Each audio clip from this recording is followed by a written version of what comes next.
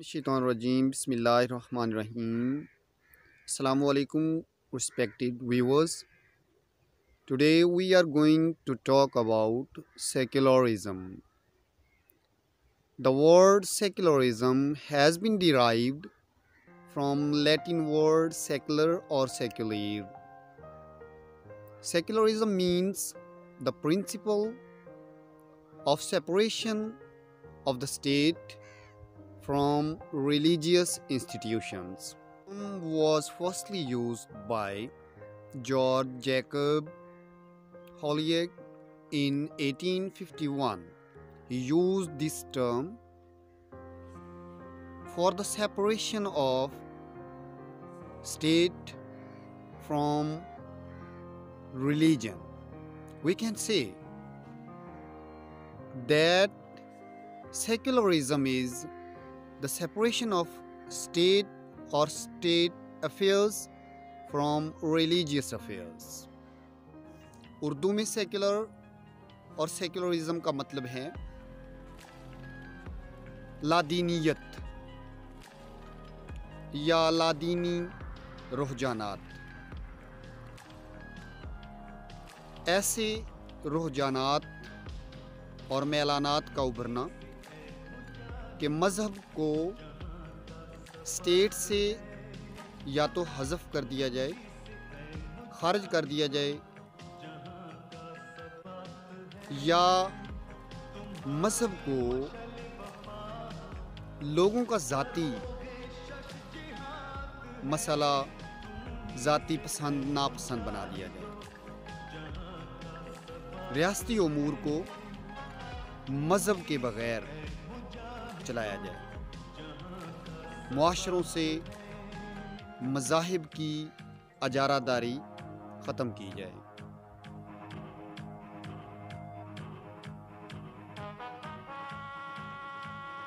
Wikipedia says a secular religion is a communal belief system that often rejects or neglects the metaphysical aspects of the supernatural commonly associated with the traditional religion.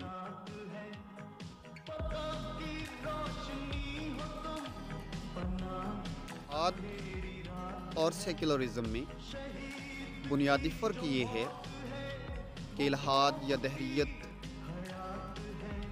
میں خدا اور دین، مذہب کے ہر تصور کو reject کر دیا جاتا ہے.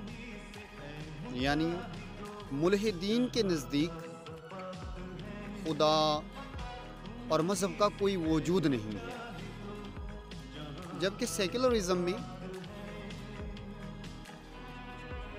مذہب کو انسانوں کا ذاتی مسئلہ قرار دیا جاتا ہے اور ریاست کو مذہب سے الگ کر کے دکھایا جاتا ہے. مذہب کے حامی افراد کا کہنا یہ ہے کہ مذہب نے انسانوں کو تفریق کر دیا ہے. ان کا یہ بھی کہنا ہے کہ مذہب انسانی معاشرتی اور ریاستی ترقی کے راستے میں ایک بڑی رکاوٹ ہے. اس لیے مذہب سے بیگانہ ہو کر معاشرے اور ریاستیں ترقی کر سکتی ہیں. ان کا یہ بھی کہنا ہے کہ مذہب ہی کی بدولت لوگوں میں فرقے بن چکے ہیں.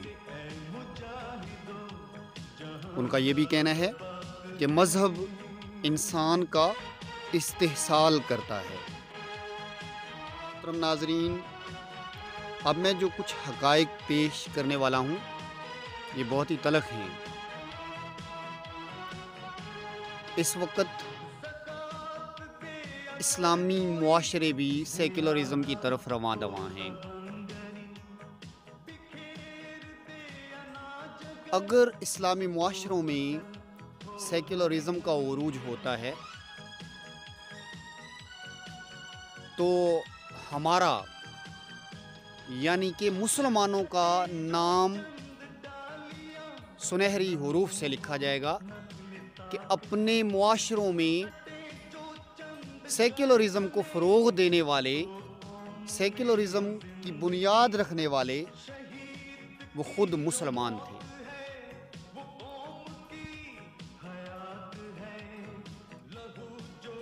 ہمارے معاشروں میں یعنی اسلامی معاشروں میں اسلام کے نام پر ہی جو فرقہ واریت پھیل چکی ہے،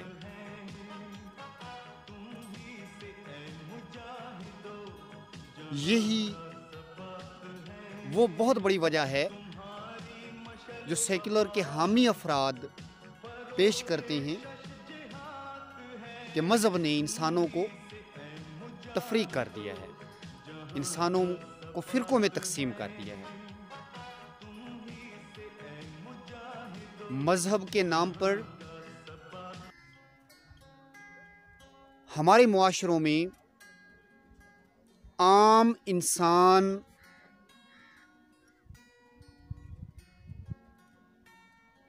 کا استحصال بھی ہو رہا ہے، اور یہ بڑی ہی المناک صورتحال ہے۔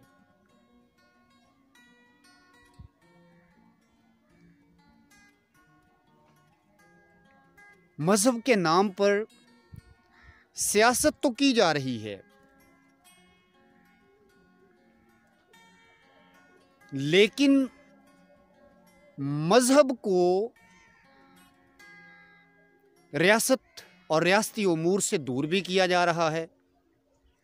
یہ دوغلا پن ہی سیکولرزم کی بنیادیں مضبوط کر رہا ہے۔ محترم ناظرین، یہ انتہائی تکلیف دہ باتیں ہیں اور آپ کو حیرت بھی ہو رہی ہوگی کہ میں یہ کیسی باتیں کر رہا ہوں، لیکن ہمارے معاشروں میں وہ تمام وجوہات موجود ہیں جو سیکولرزم کی بنیادوں کو مضبوط کر رہی ہیں۔ یہ فرقہ واریت کا جن بے قابو ہو رہا ہے، دین کے نام پر عام مسلمان کا استحصال ہو رہا ہے، دین کے نام پر عام مسلمان کی جیبیں خالی کی جا رہی ہیں۔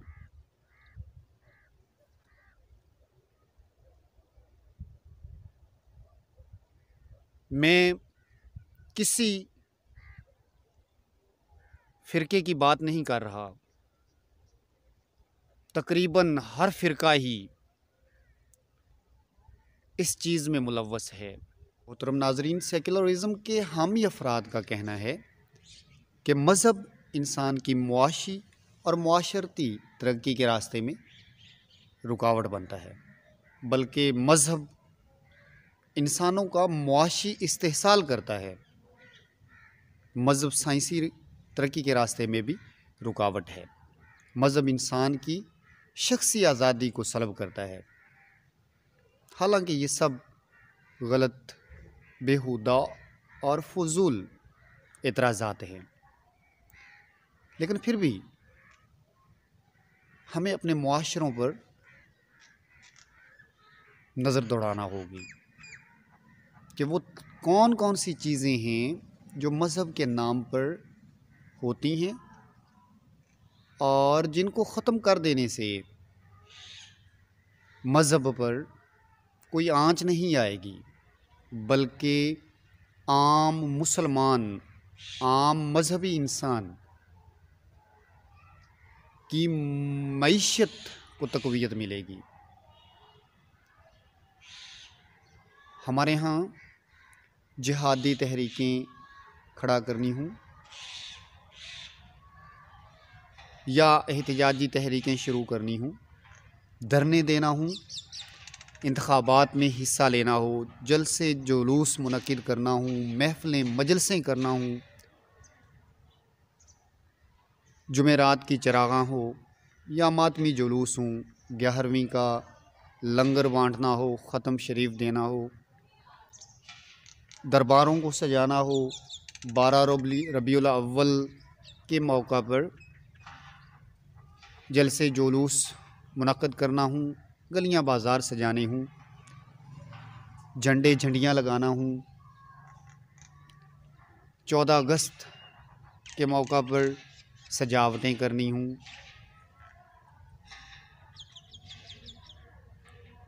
قومی تقاریب ہوں یا مذہبی تقاریب، شب معراج منانا ہو، شب قدر منانا ہو، الغرض ان تمام معاملات میں ایک عام مسلمان انتہائی نیک دلی سے اور خلوص نیت کے ساتھ ان تمام امور کو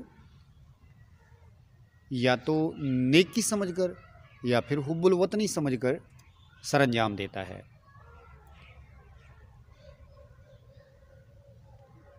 ہمارے ہاں الحمدللہ ایسے مخیر حضرات موجود ہیں جو کروڑوں روپے مسجدوں کی تعمیر پر خرچ کرتے ہیں،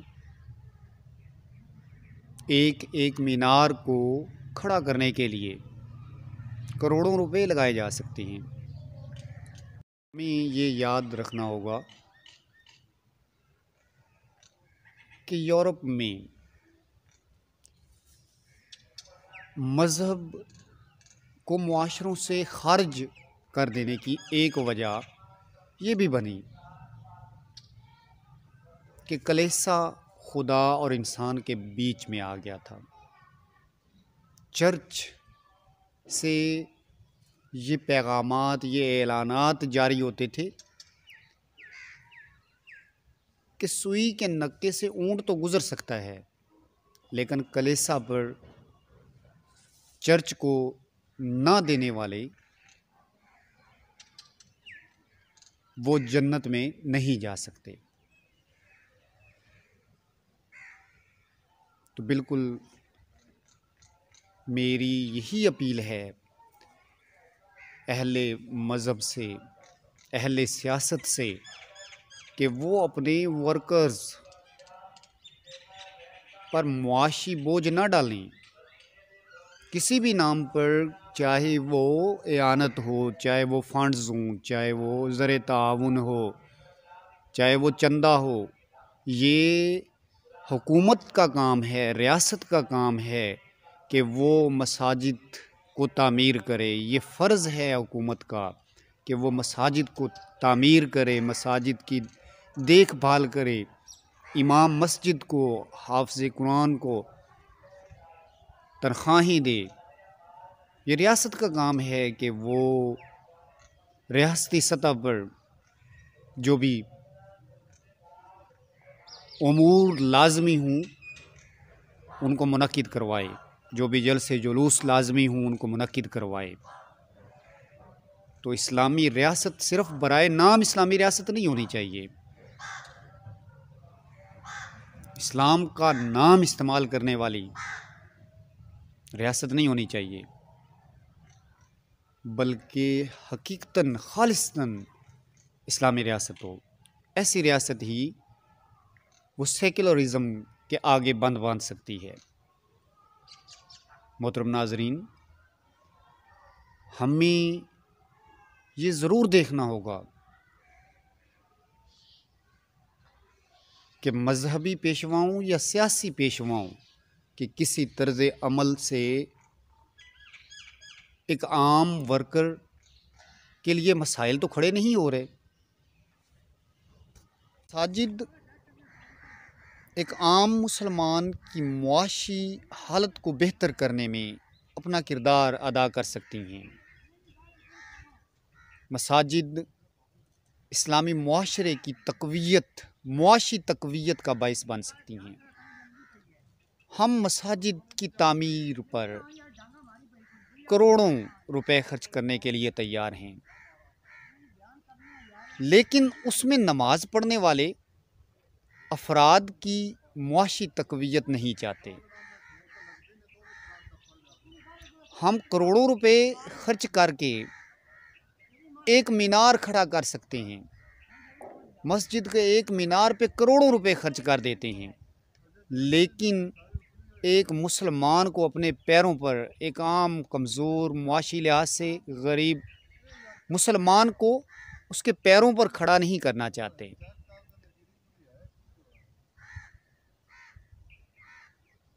حالانکہ دین اسلام ایسا نہیں کرتا۔ نبی کریم، نبی مہربان، آقائے دو جہان، نور مجسم،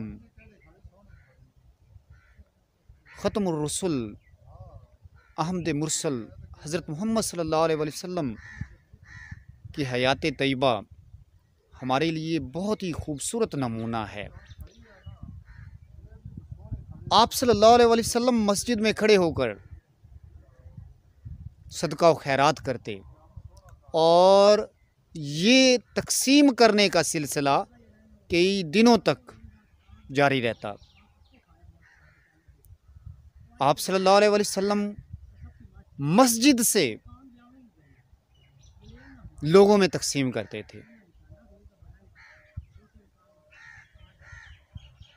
آپ صلی اللہ علیہ وسلم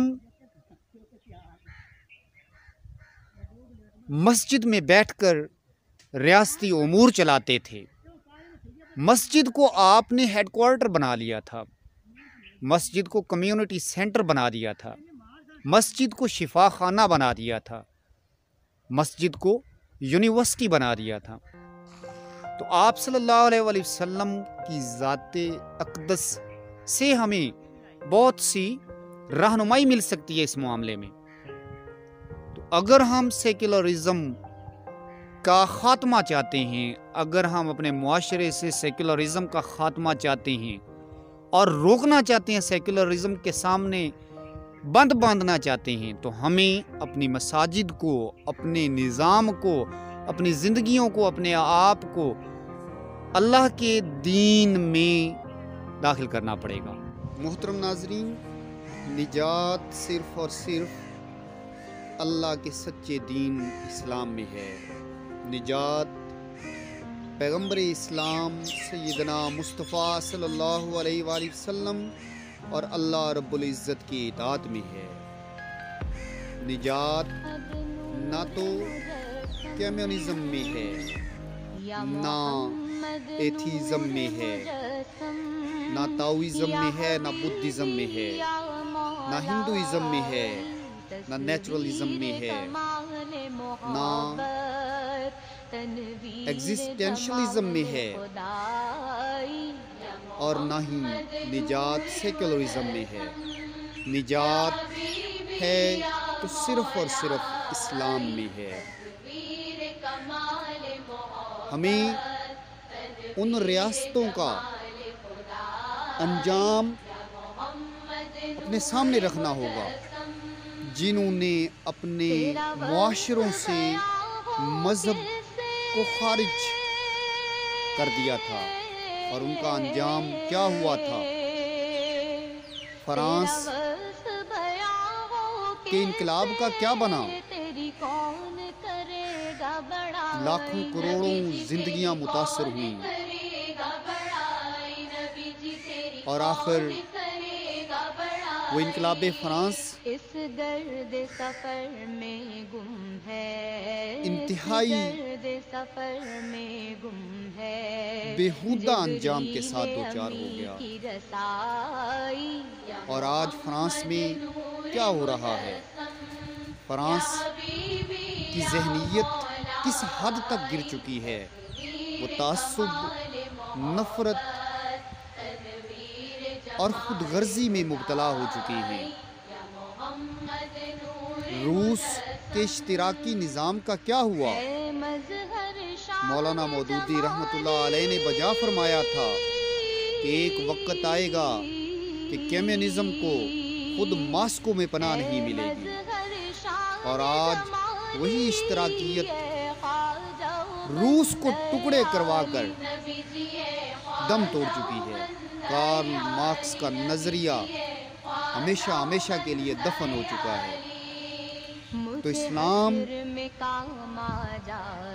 ہی دنیا اور آخرت میں نجات کا ذریعہ ہے. میرا ذوق سخن نارائی